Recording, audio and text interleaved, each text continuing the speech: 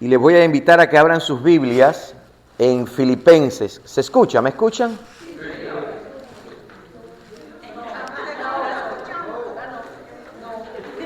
Los niños salen a la iglesia infantil.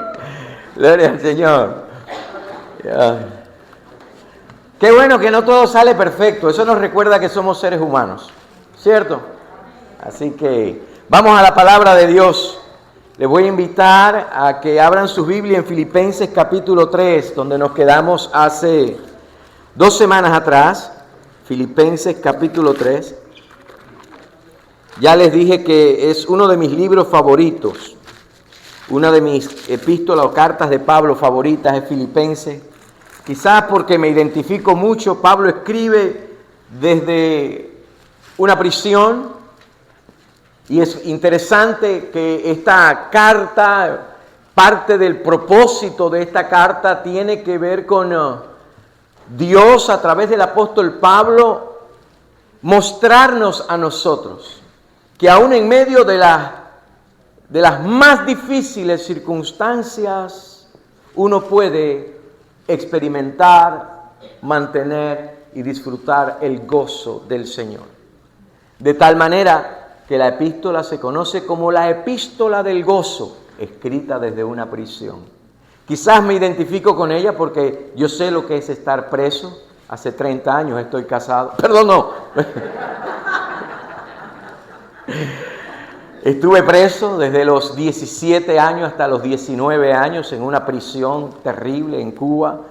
Lo único es que yo sí no puedo hablar del gozo cuando se está preso. Pero me encanta Filipenses por las riquezas, por las circunstancias, por la forma tan pastoral en que el apóstol Pablo, inspirado por el Espíritu Santo, corrige, guía, dirige a la iglesia, incluso combate las doctrinas emergentes de aquel tiempo que tenía que ver con los judaizantes.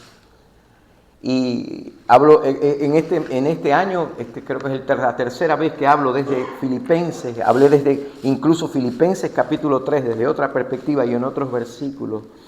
Y yo les decía hace 2 semanas atrás que cuando estaba orando y preparando esta predicación, como que decía, bueno, me gusta a mí Filipenses muchísimo, y hay muchas riquezas en Filipenses, pero ya hablé de Filipenses.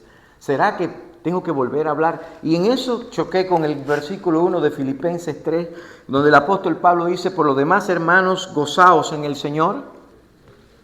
Eso sería suficiente para irnos hoy, gozaos en el Señor.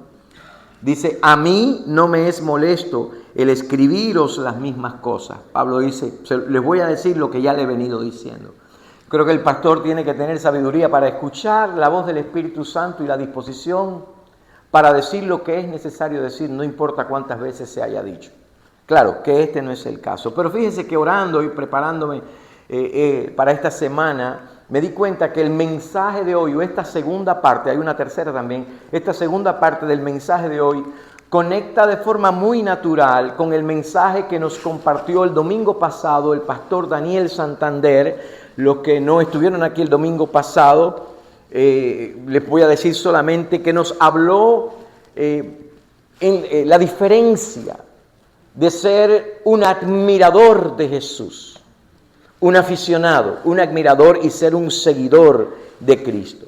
Y él nos decía que un seguidor de Cristo es alguien que ha nacido de nuevo, pero que vive una vida entregada al Señor. Y en el mensaje nos llamó incluso al final a una reflexión, nos exhortó a examinarnos y a definirnos nosotros. ¿Somos admiradores o somos verdaderamente seguidores del Señor Jesucristo? Y pienso que de manera natural conecta con esto, porque en la primera parte de este mensaje, hace 2 semanas atrás, comencé con una pregunta que nació de una conversación que tuve con Sebastián Vázquez, que también fue el pastor que vino a clausurar la escuela bíblica de vacaciones, el mensaje que compartió a los adultos, el hijo de nuestro hermano Raúl y Mirta, porque hay que mencionar a Mirta también. Y en aquella sala del hospital en Ormond Beach, recuerdo que estábamos esperando porque a pastor Raúl le estaban haciendo una operación de corazón, en el corazón abierto, era, si mal no recuerdo. Y estuvimos conversando por largas horas y desde aquel día, eso que él me dijo, eso que habló, de verdad que lo recuerdo a menudo y vuelvo a menudo a esa conversación y a las palabras que dijo, porque una de las cosas que me dijo, pastor, ya a esta edad de mi vida, ya no quiero estar ocupado, no quiero ocuparme por ocuparme. Lo que quiero es ser fructífero, lo que quiero es dar fruto. Y les dije que estas palabras me han marcado a mí y en muchas ocasiones tengo que de mi vida regresar y preguntarme ¿por qué estoy haciendo lo que estoy haciendo? Estoy siendo fructífero. Y de ahí nos fuimos a Filipenses 3, donde el apóstol Pablo hace algo que no cualquiera se atreve a hacer. El apóstol Pablo abre su propio currículo, abre su propio resumen y lo pone todo sobre la mesa. Y en este contexto de Filipenses 3, él dice, mira, yo soy circuncidado al 8º día, yo soy del linaje de Israel, vengo de la tribu de Benjamín, soy fariseo, por no ser algo grandioso, soy fariseo. Dice, interesante que dice, en cuanto a la ley, yo soy irreprensible. Si alguien tenía razones para confiar en la carne, para confiar en su historial, ese era Pablo. Pero entonces les decía, llegamos al verso 7, donde Pablo mira todo eso, todo este resumen, y dice en el verso 7, 8, cuantas cosas eran para mí ganancia, las he estimado como pérdida por amor de Cristo y lo tengo por basura, dice, por basura, para ganar a Cristo. Y esa palabra basura, capaz que le pueden dar una botellita de agua a la hermana, si le da una botellita de agua. Y esa palabra basura es fuerte porque quiere decir estiércol, de eso es lo que está hablando, ¿no? Y así lo llama. Ahora, no porque estas cosas fueran cosas malas en sí mismas, sino porque ninguna de esas cosas, ni su linaje, ni su estatus, ni su reputación, ni su celo religioso, ninguna de esas cosas eran lo que hacía que su vida contara, que su vida tuviera valor. Y yo no sé a usted, pero eso nos confronta a nosotros. Y les decía, porque vivimos en medio de una cultura que te dice que lo que importa es cuántos seguidores tienes, cuántos likes les dan a tus posts en tu plataforma, cuánta presencia pública tienes. Yo recuerdo que le dije que no tengo absolutamente nada en contra de las redes. Le dije que yo mismo uso las redes y las uso bastante, especialmente ahora en el Mundial. Aguántese conmigo en las redes, ¿no? Pero, y estoy hablando de mis pan para el camino y todas esas cosas. Lo que me preocupa no es la herramienta, porque eso es lo que las redes son una herramienta. Lo que me preocupa muchas veces es la motivación que nos mueve, que nos motiva, porque hay una diferencia, y creo que recuerdo, usé la palabra abismal hace 2 domingos atrás. Hay una diferencia abismal entre querer impactar y querer impresionar. Usted juegue con esa idea. Entre vivir para que mi vida deje un fruto y produzca un fruto en otras personas, o vivir para que otros me aplaudan, para que cuente cuántos seguidores tiene, qué popular soy, qué famoso soy.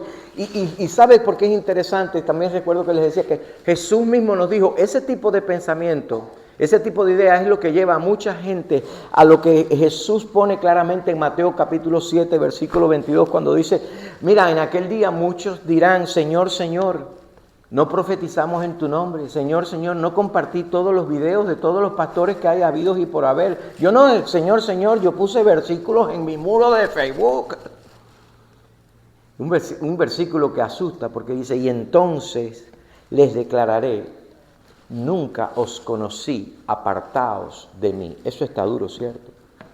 Una vida activa, una vida religiosa, aparentemente exitosa y al final una vida desperdiciada, una vida malgastada. Y con eso en mente llegamos al primer gran distintivo. Le decía que le iba a hablar de algunos distintivos de la vida que verdaderamente cuenta. Y el primero es obvio, es claro, Una vida cristiana, la vida que verdaderamente cuenta, lo primero que usted va a distinguir, va a notar en esa vida, en esa persona, es que para esa persona, para esa vida, Cristo es lo más grande. Cristo es lo supremo. No es un mensaje, no es una frasecita en un t-shirt que hizo Zulema en sus aparatos que tiene en la casa. Mi esposa hace camisetas, para los que no lo saben. Un día me voy a poner una. Sino que Cristo es quien lo fundamenta todo. Como ese hombre del que habla Jesús en Mateo capítulo 13, verso 44, dice que encuentra un tesoro escondido y lleno de gozo. Este hombre, cuando encuentra el tesoro escondido, va y vende todo lo que tiene y compra aquel campo donde encontró el tesoro escondido. No duda, no hace negociaciones, él simplemente invierte y lo compra. Y eso es seguir a Cristo. Seguir a Cristo significa encontrar algo de un valor tan grande, de un valor tan infinito, supremo, tan maravilloso, que aún las cosas más grandes, maravillosas y hermosas de este mundo se vuelven estiércol, basura, comparadas con ella. Así que esto es lo primero. Y hoy les voy a dar un par más. Hoy continuamos aquí alrededor de esta mesa, de un par de distintivos más de la vida que cuenta. Yo creo que si nosotros nos autoexaminamos y nos preguntamos, es posible que la mayoría de nosotros esté de acuerdo en que nosotros queremos que nuestra vida cuente, que nuestra vida tenga un impacto en algo. Yo estoy seguro, si usted es papá y mamá, o mamá, y algunos son papá y mamá, y algunas son mamá y papá al mismo tiempo, así que felicidades por eso. Usted y yo queremos que nuestra vida cuente para alguien. Cuente para mi familia, cuente para mis hijos, cuente para mis hermanos, para mi iglesia, que mi vida cuente en este mundo.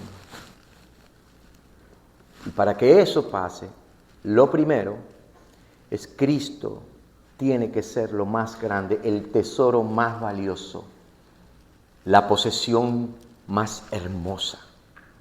Cristo. Y lo segundo, mira el verso 3 del capítulo 13, un verso bien denso, porque hay muchas cosas acá, pero no me voy a detener en todas ellas.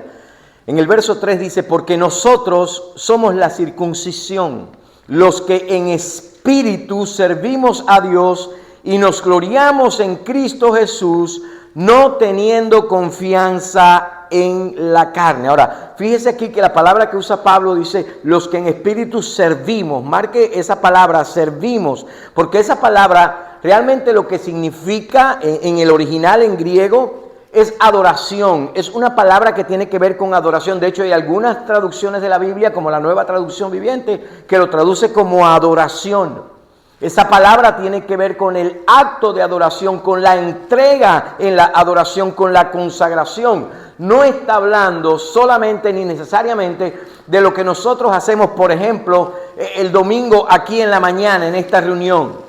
No está hablando de adoración si levantamos la mano o no levantamos la mano, si aplaudimos o no aplaudimos, si cantamos bien o no cantamos muy bien, si entonamos o desentonamos, si cantamos fuerte o no cantamos fuerte, si estamos sentados en el primer banco o en el último banco, si estamos allá arriba donde está el sound system.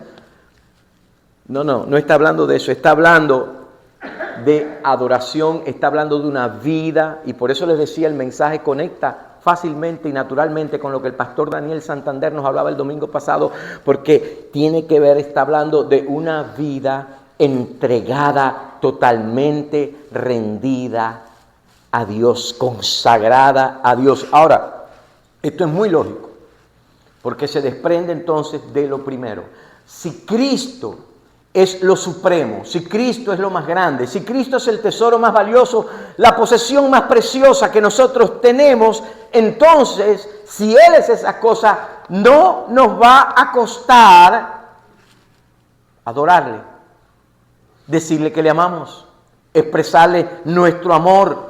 No nos va a costar servirle, va a ser el resultado natural, porque Él es lo más grande. Por lo tanto, no me cuesta adorarle. No no me siento obligado, no lo voy a hacer por obligación, es la respuesta natural de la realidad de que es el tesoro más grande, el ser supremo sobre mi vida. Pero aquí está el problema. Y sabe, el problema lo abordó incluso el Señor Jesús en Juan capítulo 4, en el encuentro con aquella mujer samaritana que conocemos la historia.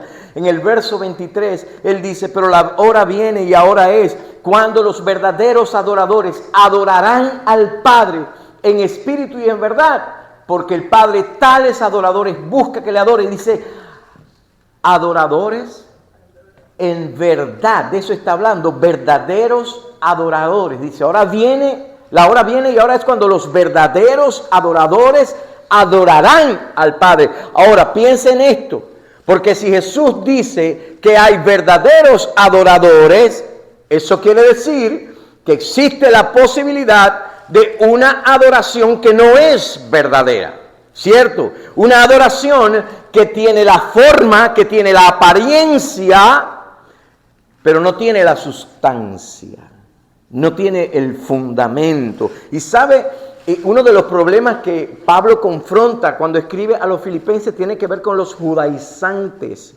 Los judaizantes, ellos tenían la forma, tenían la apariencia, tenían ceremonias, tenían rituales, tenían los movimientos, pero no tenían lo más importante, no tenían el corazón. Un ejemplo claro y sobrio de esto está en Hechos capítulo 5. Usted recordará, y si no, léalo después, la impresionante historia de Ananías y Zafira. ¿Te recuerde esa historia? Un matrimonio que era parte de la iglesia naciente, de la iglesia primitiva. Participaban de la iglesia, de la vida de la iglesia. Era gente intachable, nadie los señalaba. Al contrario, parecían gente muy generosa. Porque estaban haciendo algo muy generoso, estaban haciendo algo muy, incluso cualquiera podría verlo y decir, muy espiritual. Ellos tenían propiedades, ellos vendieron una propiedad y vinieron y ellos trajeron la ofrenda, la ganancia de la propiedad que vendieron, la trajeron y la pusieron a los pies de los apóstoles. Cualquiera que lo ve dice, ¡pa! ¡Qué gente tan generosa! ¡Qué gente tan espiritual! ¡Qué gente! ¡Apláudanle! ¿No? Apáguenle el teléfono. Y es el mío que está sonando. ¡Ay!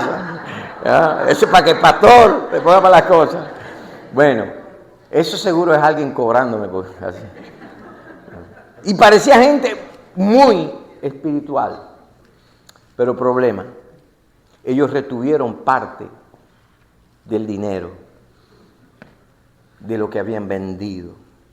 Y no solamente lo retuvieron, ellos mintieron al respecto. Y en Hechos 5, el verso 3, dice, y dijo Pedro, Ananías, ¿por qué llenó Satanás tu corazón para que mintieses al Espíritu Santo y sustrajeses el precio de la heredad, reteniéndola? ¿No se te quedaba a ti, la tuya?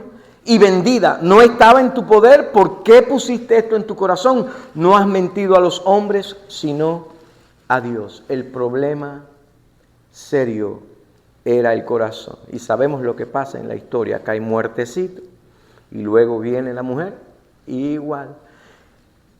¿Sabe por qué no se salvó? Porque no había Facebook en esos tiempos. Porque si no, ella se hubiera enterado.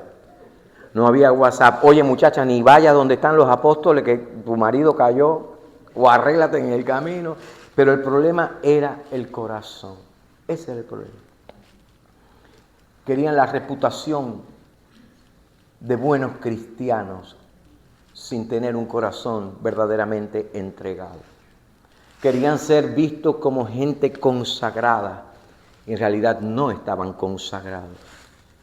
Querían ser reconocidos, pero no estaban rendidos al Señor. ¿Y sabe qué? Se lo digo. Dios lo vio. Porque nosotros podemos ocultarlo de los hombres, pero de Dios no. Porque Dios siempre ve lo que está detrás de los movimientos, detrás de la apariencia. La vida cristiana verdadera La vida que da fruto se distingue por una entrega apasionada, total, no por lo que le dice Pablo a Timoteo, no por la apariencia de piedad, la apariencia de religiosidad. Y voy a decir esto con mucho cuidado, pero con toda honestidad.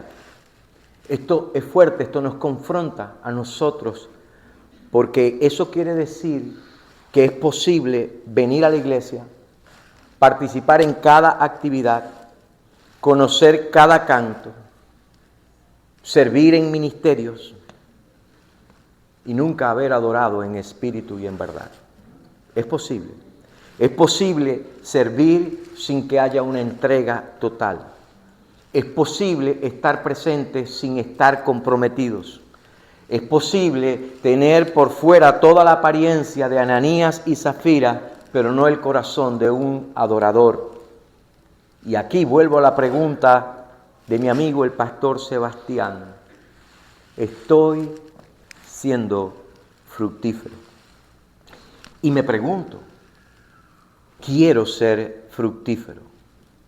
Porque si yo quiero que mi vida cuente, entonces necesito atesorar la persona de Cristo como lo más grande, lo supremo, lo más valioso.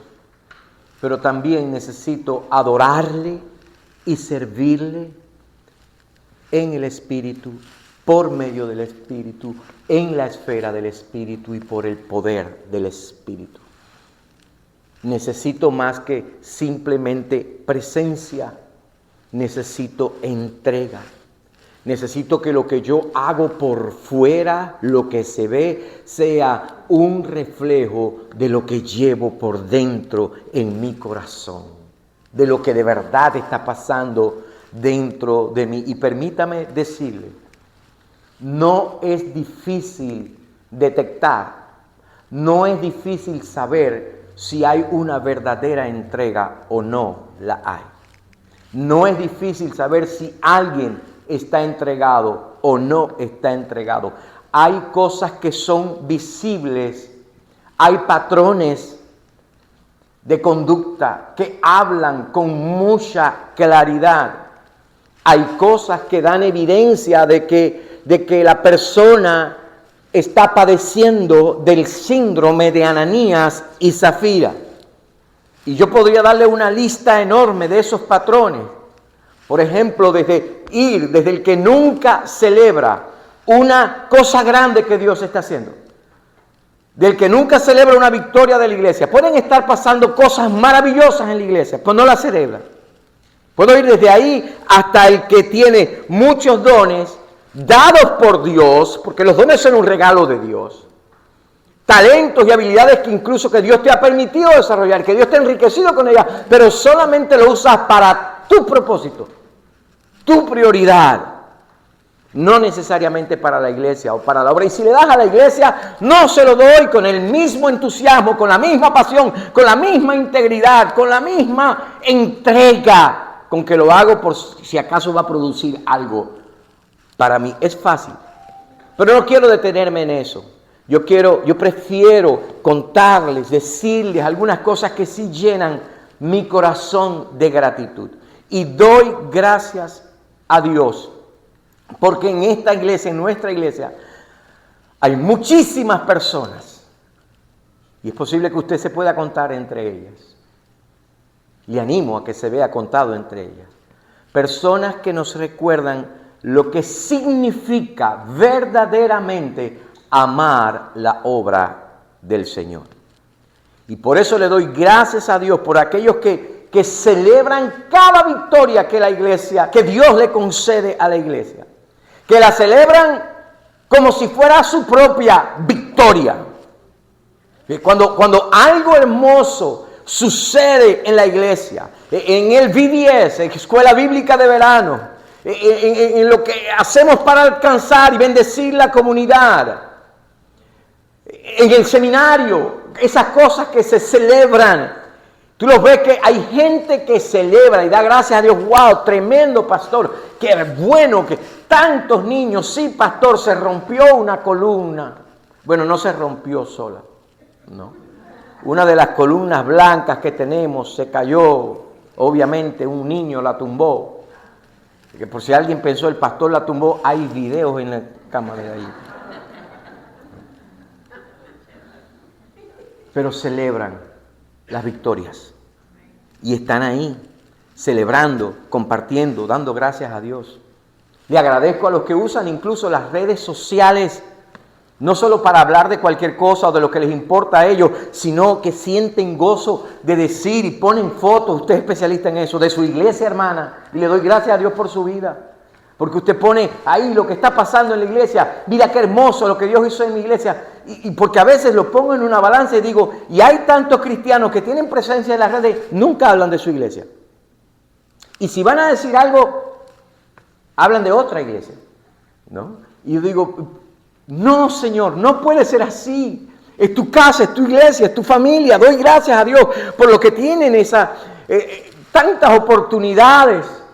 Pero dice, es mi iglesia y se llenan de gozo. Yo soy parte. Yo asisto a la primera iglesia bautista hispana de Pancos de los Santos de los Últimos Días. Algo así, ¿no? Pero allí donde está el pastor más feo que hay en esta ciudad. El que predicó el domingo pasado. Pero,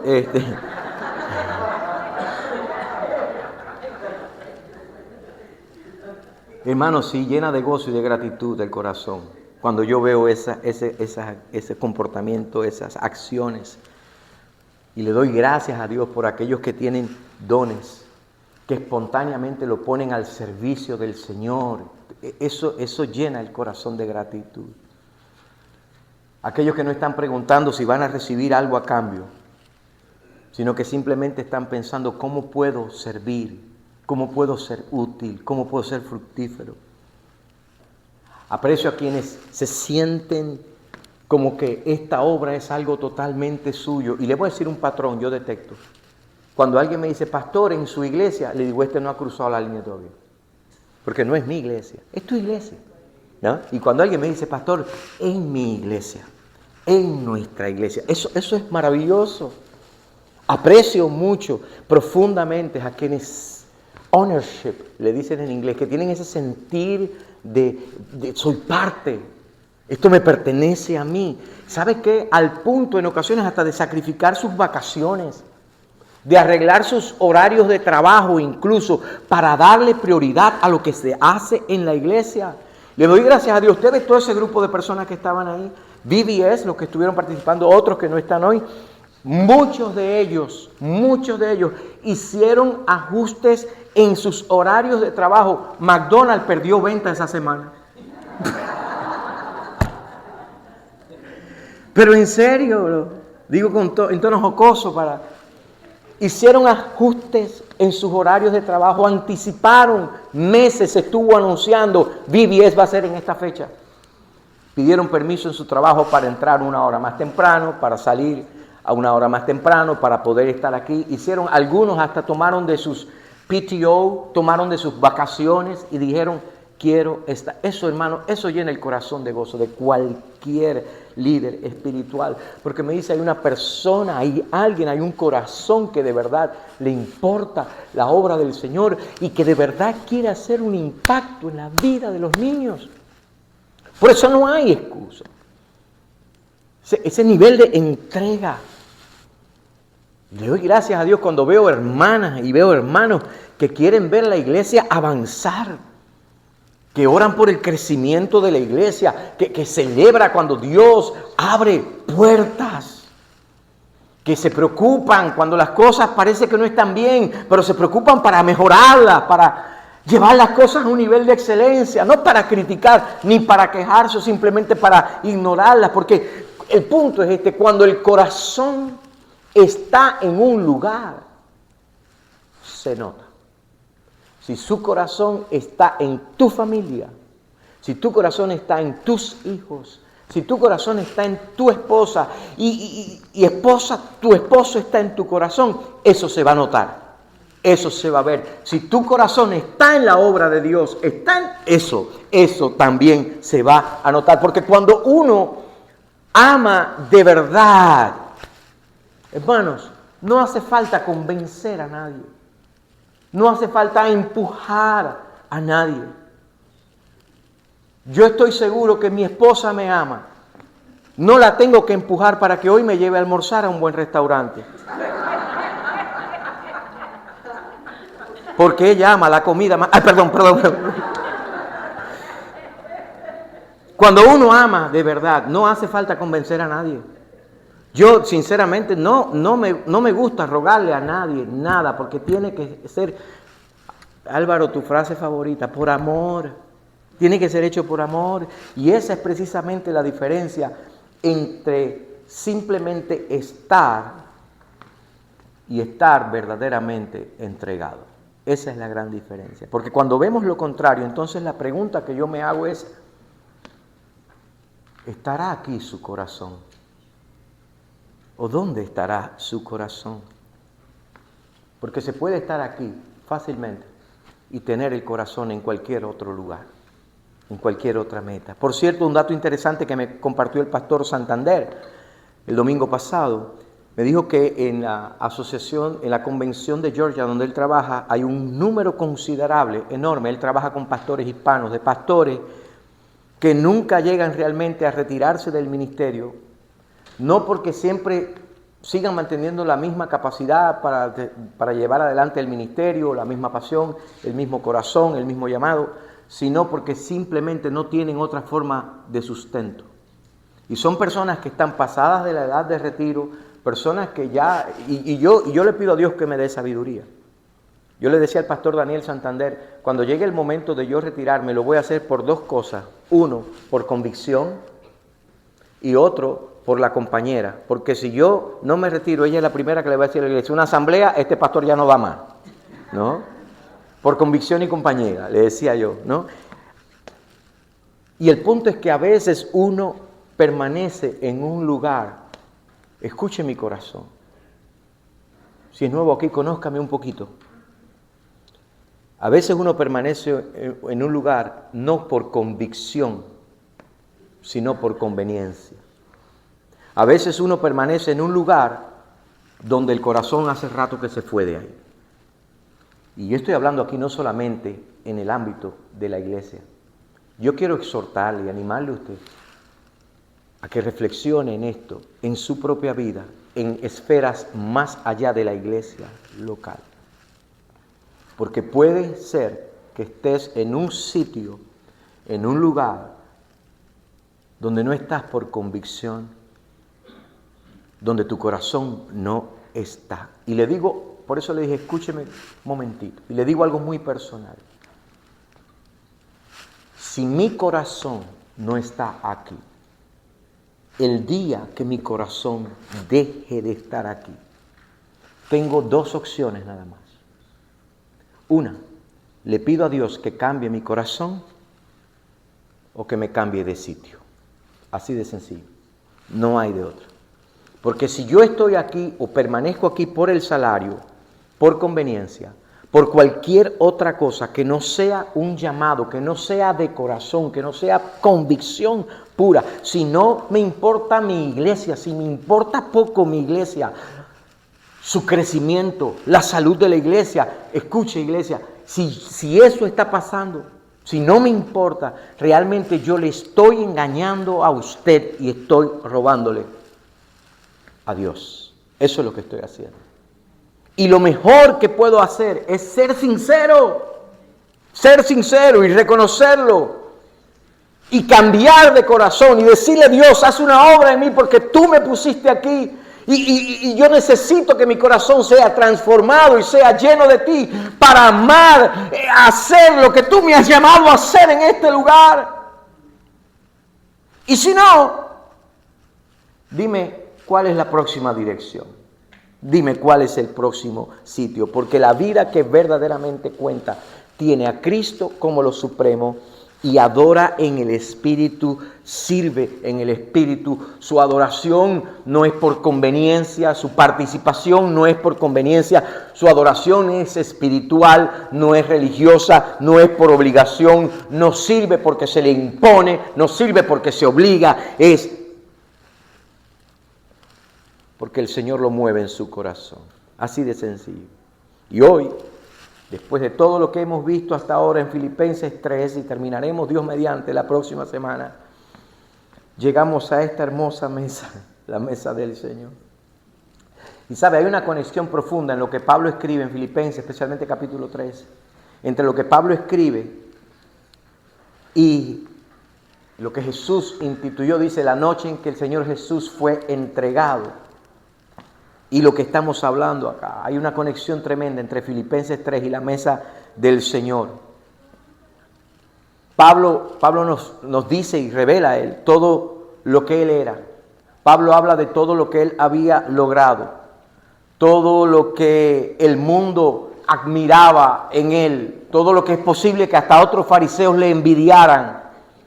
Y dice que todo eso, preste atención a esto, dice que todo eso él lo estimó como pérdida, como basura, para ganar a Cristo. Y dice, y ser hallado en él, no con mi propia justicia, sino con la justicia que viene por la fe. Verso 9 dice, y ser hallado en él, no teniendo mi propia justicia, que es por la ley, sino la que es por la fe de Cristo, la justicia que es de Dios por la fe. Y eso es exactamente lo que la cena del Señor nos recuerda cada vez que la celebramos. Que no venimos delante de esta mesa con nuestros méritos. No venimos delante de esta celebración con nuestro historial religioso, que no venimos acá con los años que llevamos en la iglesia, ni con los ministerios que hemos servido, ni con la imagen que nos hemos construido. Venimos siendo hallados en Él.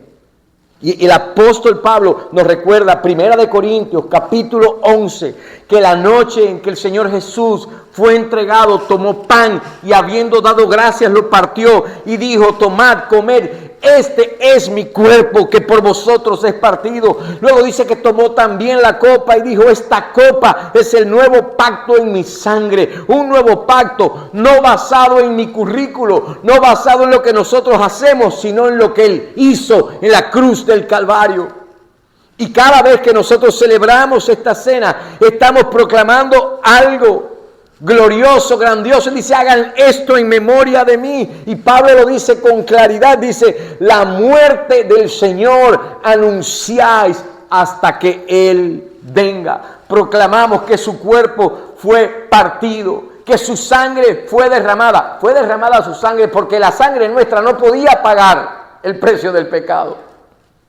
Proclamamos que Él es el tesoro más grande, el ser supremo en nuestras vidas, que Él es la gloria, que Él es el tesoro más maravilloso. Y en el contexto de la celebración de este día es una oportunidad tremenda, iglesia, para detenernos, para reflexionar, para no pasar de largo, para considerar nuestra entrega al Señor, nuestra adoración personal, nuestro servicio al Señor, para preguntarme por qué hago lo que hago y encontrar la respuesta a la luz del Espíritu Santo y preguntarnos con toda honestidad, ¿dónde está mi corazón? ¿Está en Cristo o está en otra cosa? ¿Cuál es la copa que llena de gozo y de entusiasmo y de pasión mi corazón? ¿La copa mundial o la copa del pacto? Ustedes saben que a mí me encanta el fútbol. Y algunos de ustedes que me conocieron hace más de 3 años atrás saben que cargué un balón en mi estómago por muchos años.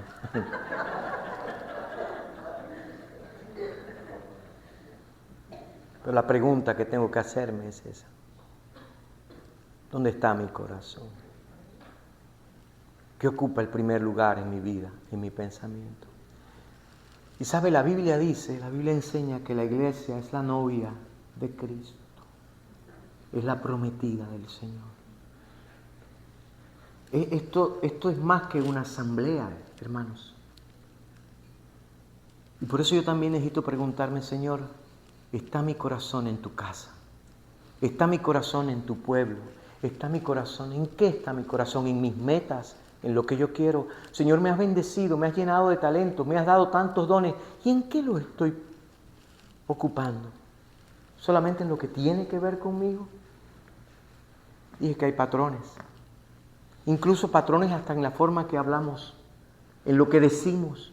Porque alguien muy sabio hace más de 2000 años atrás dijo que de la abundancia del corazón habla la boca. Señor, te estoy adorando y te estoy sirviendo en el Espíritu, por medio del Espíritu, en la esfera del Espíritu y por el poder del Espíritu, o solamente estoy cumpliendo con los movimientos de Ananías y Zafira. Estoy sirviendo, Señor, porque te amo, o porque me conviene, o porque no tengo otra cosa que hacer, o porque es mi costumbre, o porque, bueno, ni modo, eso es lo que se espera de mí.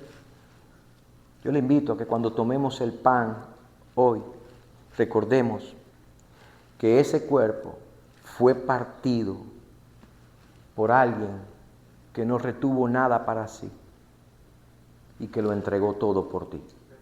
Piénsalo. Que no vino para ser servido, sino para servir. Y que en esa entrega total nos enseñó a nosotros lo que significa verdaderamente adorar y servir al Señor en espíritu. Y cuando tomemos la copa, recordemos que esa sangre fue derramada por alguien que se glorió en una sola cosa: hacer la voluntad del Padre hasta el final, hasta la muerte, sin apariencias, sin reservas, con el corazón completamente rendido, completamente entregado. Así que cuando tomes los elementos en ese momento, con el pan en tus manos y la copa frente a ti, te voy a invitar a que hagamos lo que Pablo hizo, que examinemos nuestra propia vida, todo lo que llevamos, todo lo que valoramos, todo lo que hemos incluso construido, ¿por qué no? Todo lo que hemos acumulado, todos los éxitos, toda la victoria, todas esas cosas en las que en ocasiones hasta me jacto, y que los rindas ante el Señor Jesucristo. Y que digamos todos con honestidad: todo eso es un derroche, todo eso es un desperdicio, todo eso es pérdida si no te tengo a ti, Señor Jesucristo. Así de sencillo. Porque lo único que quiero, lo más grande que quiero, es a ti. Es adorarte a ti, es servirte a ti, es amarte a ti, es tenerte a ti como lo más grande y supremo, es gloriarme en ti. Porque, Señor, esta es la vida de un seguidor, no de un admirador, de un discípulo, no de un aficionado. Vamos a orar. Te voy a invitar a que cierres tus ojos, inclines tu rostro, y en este momento los hermanos que van a ministrar la cena del Señor pasan al frente, y si es la pregunta que vale la pena hacernos. Tómese este tiempo de reflexión usted ahí con el Señor.